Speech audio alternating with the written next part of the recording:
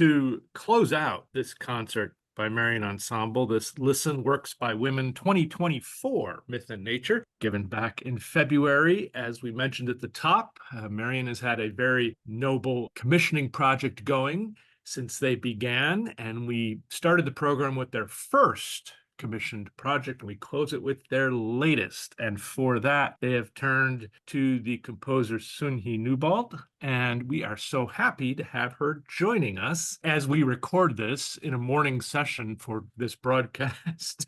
She's in Hawaii, so it's the middle of the night for her. But Soon Hee, thanks for joining us for this broadcast of the Merian Ensemble. Well, thank you thank you so much for having me. Elisabeth, I'll ask how you came to commission her, but just use a career, Soon Hee, is pretty fascinating what you've done in your career musically as composer, as conductor, performer, moving pretty fluidly across the concert stage, the sound stage for film. You've also gone, as they say, on the other side of the camera, and you've acted. You've got a lot of other interests and accomplishments in your life. You're accomplished in the martial arts, and all this kind of stuff goes into this package. It makes you really kind of a 21st century artist. This wouldn't have been a career anyone could have thought of 50, 60 years ago, correct? I would say, yeah, that's pretty correct. And your music does really span the gamut. I know I've been involved here for decades and decades with a youth orchestra in our area, the Youth Orchestra of Bucks County. And I announce all their concerts. I've been head of the board. I've conducted ensembles. Both of our sons went to the youth orchestra. And over the years, some of their beginning ensembles have played your works. They've played Honor and Glory and Fire Dance and A Pirate's Legend.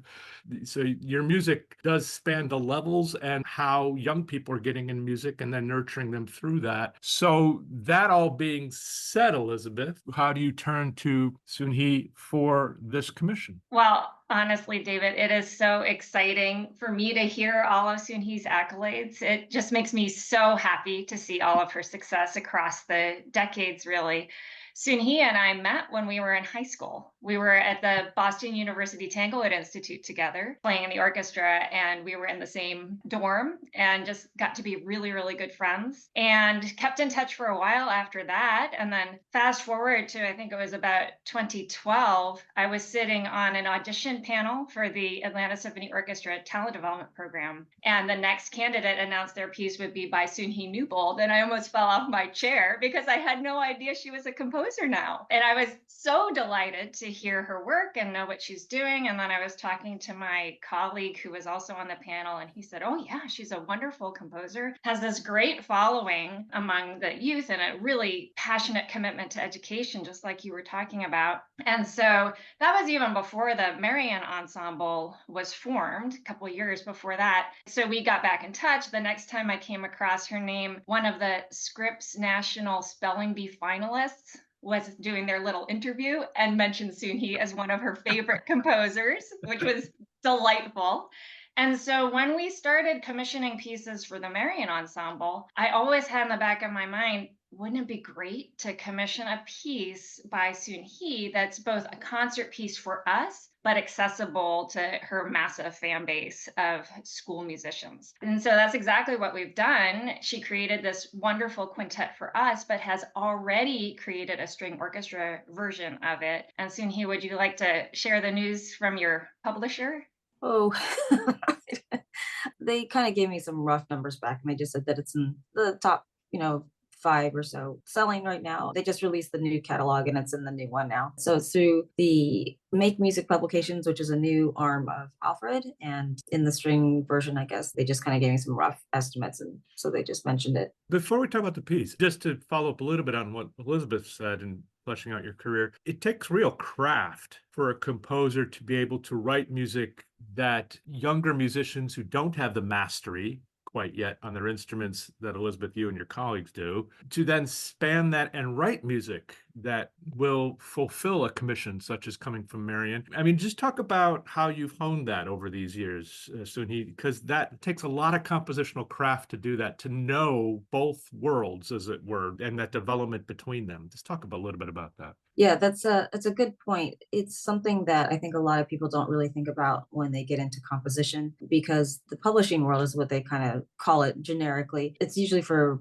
educational type music, but it does span the gamut from very beginning to very advanced, even professional level. But the majority of it is for schools. And so that's kind of what it's known for. yeah, you can't just compose whatever you want. You have all these restrictions depending on the different difficulty levels throughout the years. I think for me personally, it just came down to experience, remembering where I was at that time when I was playing, and just the more you know the instruments, the better you can write for them. And I am pretty intimate and pretty knowledgeable with strings, especially. So for me, it's definitely a good niche to be able to write something that might sound a little more mature or a little bit more difficult, but is not as hard to play technically. But yeah, it's definitely a very specific skill, I think, that people either need to learn how to do once they get through composition or once they kind of get the basics done. And I think through experience, it's kind of like learning to write for another instrument that you don't play for. It's through experience, you can kind of start writing things that work for it, and you find out through time what doesn't work for the instrument and that kind of thing. So writing for the Merian Ensemble, because it was such a unique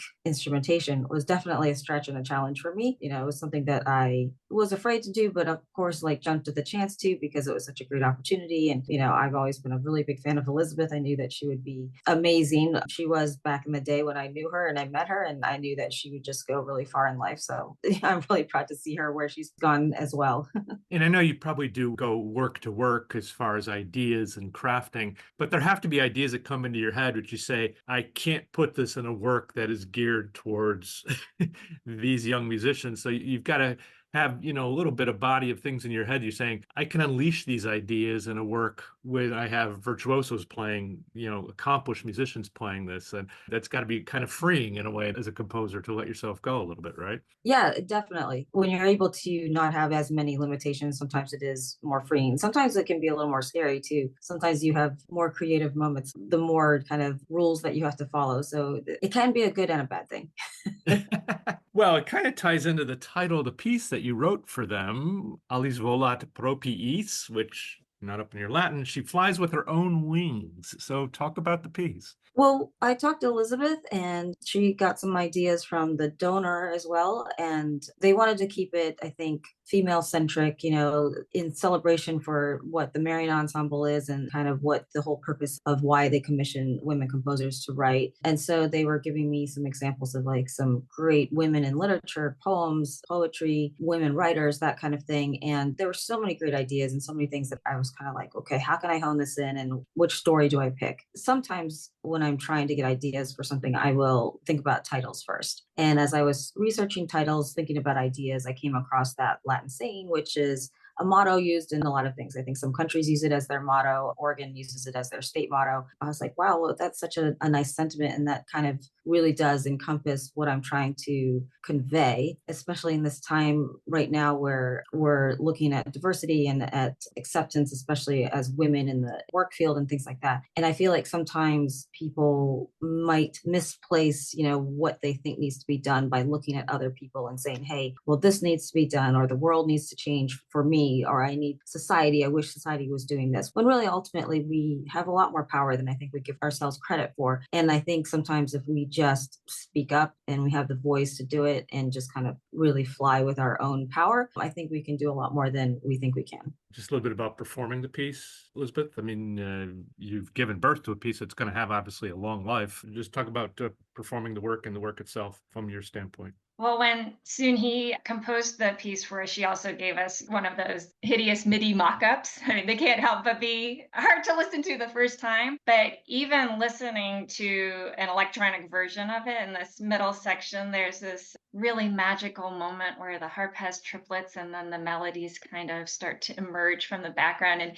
even listening to it in the car, I got chills at that moment. It's a beautiful and inspiring work. It's really invigorating in parts too. I can just imagine the string orchestras just really, really embracing it. We gave a sneak preview of the piece before we premiered it at an outreach concert we had with high schoolers. And when we announced that it was by Soon Hee, they literally gasped. There was a kid sitting in the front row with the biggest smile you could imagine. They started clapping and their teacher said, oh yes, we are big fans. It's just wonderful. This might be a weird comment, Soon Hee, but it's weird for a composer to have their diehard audience be at the beginnings of their life rather than at the ends of their life in classical music. I'm sorry, but that's just the reality of how it is. Well, we look forward to hearing it now, and the best with all going forward. I mean, you've had so much success, and again, it's due to your creativity and your craft of composing. So the best going forward, and thanks for joining us even from the middle of the night in Hawaii. Thank you. Well, thank you so much. And thank you, Elisabeth. It's groups like you and people like you that are really doing some amazing, wonderful things and doing it in such a positive way that I think is inspirational. So thank you very much also for the opportunity and for having me on here and and for saying such very generous, nice things. Soon Hee, thank you so much for being willing to join this call. And I also want to brag for one more moment that Soon Hee's about to be inducted into the Women Composers Hall of Fame. Oh, So congratulations about that too. Thank you. Thank you. Well, that's about as big a setup as we can have. So to close this concert and this broadcast of Listen Works by Women 2024 Myth and Nature given by the Merian Ensemble last February, the world premiere performance by the work they commissioned from composer Soon Hee Newbold, Alice Volat Propiis, or She Flies with Her Own Wings.